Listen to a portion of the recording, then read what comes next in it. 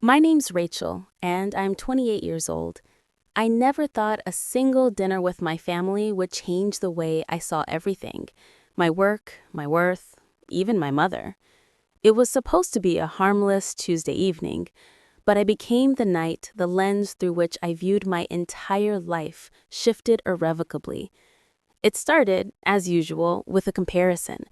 The clinking of wine glasses and the warm, garlicky scent of fresh bread had lulled me into a false sense of security. That's when my mother's voice, laced with a familiar, weary sigh, cut through the restaurant chatter like a knife. "You're such a disappointment, Rachel. Look at your cousin. She has a real career." The words, delivered so casually over a plate of bruschetta, hung in the air, toxic and thick. Forks froze midair. I could feel every eye at the table shift toward me, a wave of silent, pitying attention that made my cheeks burn. We were sitting at my favorite little Italian place, Bella Sera, with its checkered tablecloths and friendly, unpretentious vibe. I'd picked it precisely because the menu wasn't too expensive and the noise level usually provided a comfortable buffer. I thought its cozy, forgiving atmosphere might make things easier, might soften the edges of my family's expectations. I was wrong. The very warmth of the place now felt like a mockery, highlighting the chill that had settled over our table. Across from me sat my cousin Olivia, a vision of success in her crisp, white blazer that seemed to repel even a speck of dust. She was holding court, expertly detailing her recent promotion to senior associate at a prestigious corporate law firm. My parents, my aunt, and even my younger brother were hanging on her every word, their faces glowing with admiration. She was the golden child, the one whose achievements were a shared currency of pride for the entire family. And me? I was the one who, as my uncle once said with a dismissive wave of his hand, played with wax. That's what they called it anyway. What I actually did was run a small but thriving online business where I designed and handcrafted sustainable home fragrances. It wasn't just candles, it was diffusers with unique hand-carved reeds and soaps made with botanicals I sourced from local farms. It had started as a therapeutic side project during the lonely, anxious months of the pandemic, a way to create small pockets of comfort and light. Through late nights and relentless effort, it had grown into something real, something that actually turned a profit and, more importantly, brought genuine joy to my customers. But no one at that table, especially my mother, ever saw it as anything more than a quaint, slightly embarrassing hobby. As Olivia talked about multi-million-dollar mergers, I instinctively tucked my hands, still lightly calloused and subtly scented with sandalwood and bergamot from that afternoon's pour, under the table. Mom leaned back in her chair, a self-satisfied smile playing on her lips as her wine glass caught the soft overhead light, glinting like a warning signal. "You know, Olivia just bought her second condo," she announced, her voice pitched just loudly enough to draw eavesdroppers from the neighboring tables. "An investment property, of course. And Rachel?" She paused, letting the comparison hang in the fragrant air. "Still hasn't quite figured out what she wants to do with her life." The fabric of the linen napkin in my lap twisted under my grip, and a faint, sickening rip echoed silently in my ears. I felt the delicate threads give way, a small, secret destruction that mirrored the one happening inside me. "Mom?" I said, my voice a strained whisper, fighting to be heard over the sudden roar of my own heartbeat. "I actually run my own business now. It's doing really well." "Oh, please," she scoffed, the sound short and sharp as a slap. She didn't even look at me, addressing her words to the table at large. "That candle hobby? Selling a few jars to friends isn't a career, sweetheart. Let's be realistic." Olivia offered a thin, diplomatic smile, the kind reserved for naive children and lost causes. "It's great that you're doing something creative, Ratch, but maybe you should think about getting some real-world experience. It builds character." The defenses lined up on my tongue, a battalion of hard facts. "I've shipped over 10,000 orders this year. I employed 2 part-timers to keep up with demand. I was featured in a major sustainability blog last month. But the words crumbled into ash before they could find air. What was the use? Because no matter how many sales I made or how many glowing reviews I read, in that chair, under that light, I was still that little girl with a glue stick and popsicle sticks, desperately trying to make my mother proud. When the leather-bound check presenter finally arrived, it landed with a soft thud that silenced the table. As if on cue, everyone became profoundly fascinated by their own phones, their screens casting a bluish glow on their averted faces. My uncle let out a gruff cuggle. Well, Rachel can get this one. She's not paying rent on a real office anyway. Mom didn't even glance in my direction. With one perfectly manicured finger, she simply slit the bill across the tablecloth until it rested against my empty plate. "Consider it motivation," she said flatly. I offered a faint, brittle smile and placed my card in the waiter's hand without even looking at the total. Only later, as he returned with the slip, did I see the number: $612.80. The amount was a sting, but it wasn't about the money.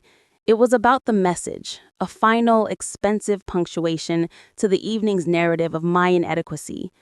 But as I signed my name with a steady hand, a quiet realization settled over me. What none of them knew as they gathered their coats and offered hollow goodbyes was that this wouldn't be the last bill I'd quietly pay. It was, instead, the first installment on a future they couldn't yet see. After that night, a new, painful awareness sharpened my hearing.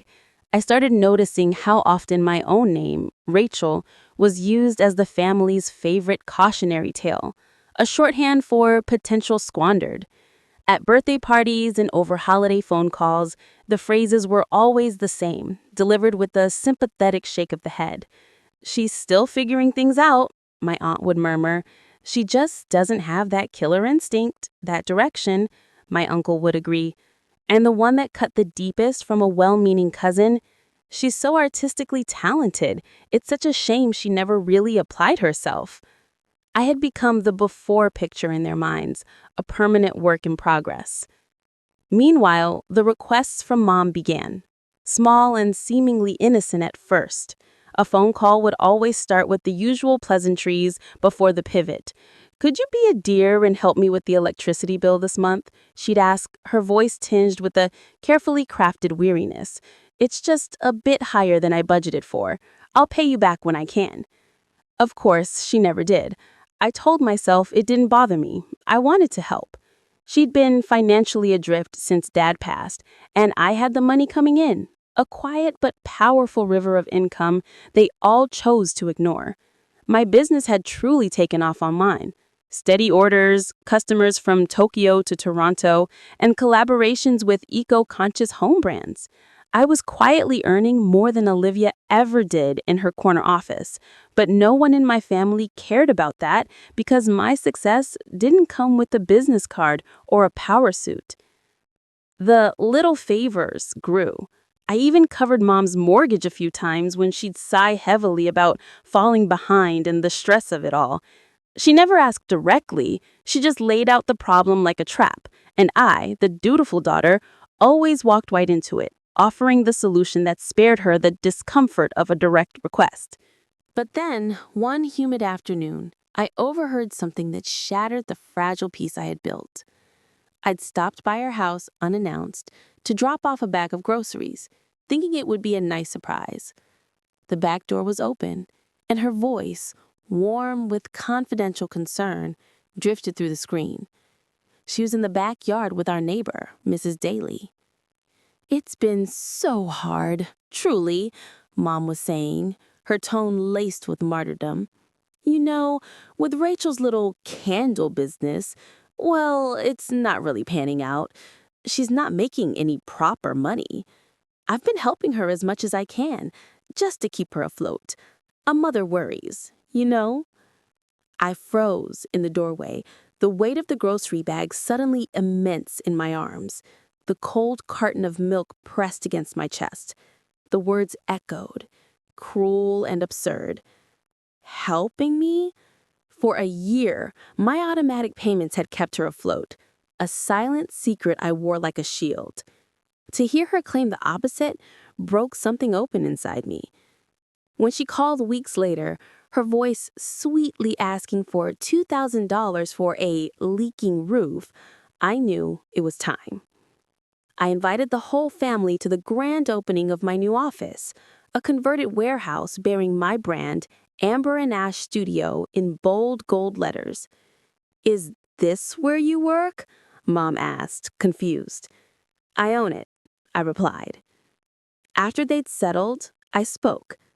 "I want to thank you for your support," I began. Mom laughed. "Don't be dramatic, Rachel." So I slid a folder across the table, copies of every bill I'd paid for her. Her face paled. "You said you were helping me," I said quietly. "But the truth is, my business cleared nearly $500,000 last year." The silence was absolute. Olivia blinked. "500,000? "I never needed your approval," I continued, my voice steady. "I wanted your respect. You gave me pity." I looked directly at my mother. "So, if you need help with that roof, you can hire me as your consultant." A month later, Mom called, her voice small. "I was wrong.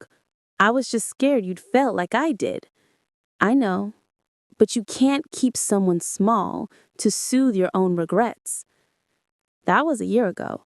Today, my products are in 30 stores. I bought my own home, filled with the sense of my success.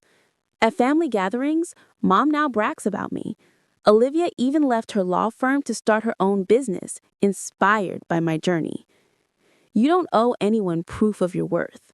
Your work will speak for itself, louder than their doubts ever could. They may say I don't have a real career, but I built a real life. And that is something no one can ever take from me.